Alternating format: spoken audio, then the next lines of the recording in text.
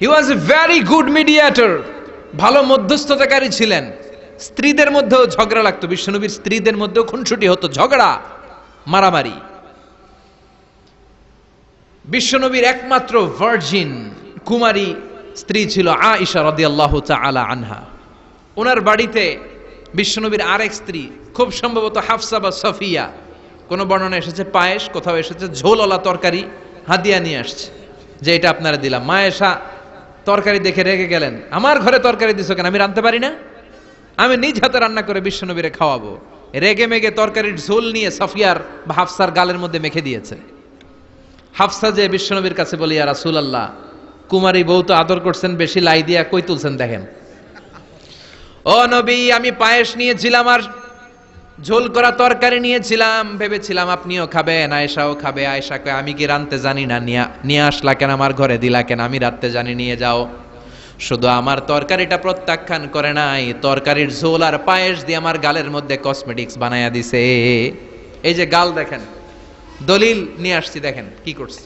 বিশ্বনবীর পদ্ধতি ছিল, বিচার কেউ দিলেই he never take any action, he never react anymore.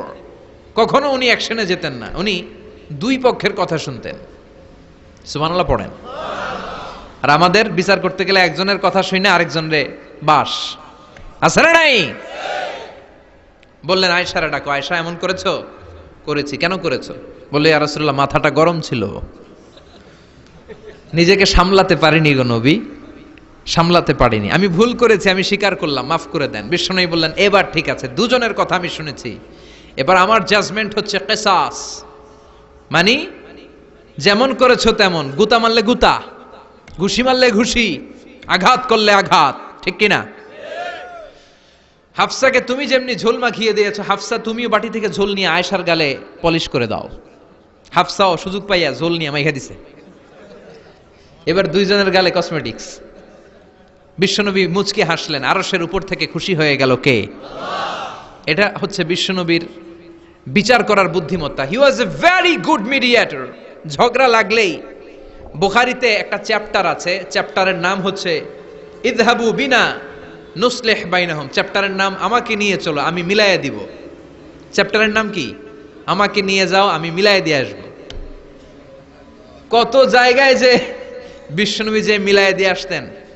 Mecca থেকে তিনি যখন মদিনায় এসছেন, মদিনার দুইটা গোত্র ছিল, আউস আর খাজরাজ। এদের এই দুই গোত্রের মধ্যে 100 বছরের মারামারি, 120 বছরের যুদ্ধ, কেউ থামাতে পারে না। থামাতে পারবে কি করে? বাবা যখন মারা যায়, ছেলেরা বলতো, আমারে মারছিল, তোরাও মারবি।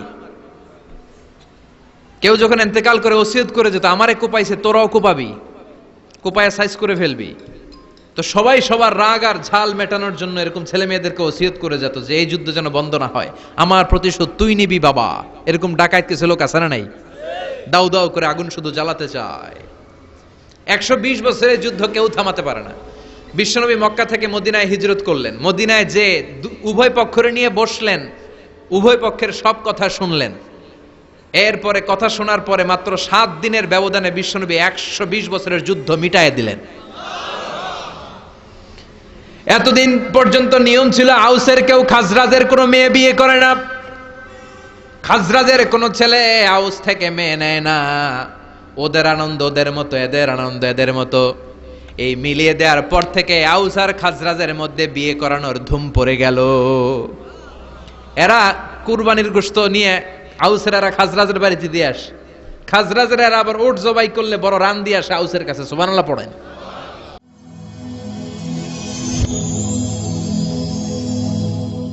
Rose TV 24. Enjoy by listening to the Holy Quran.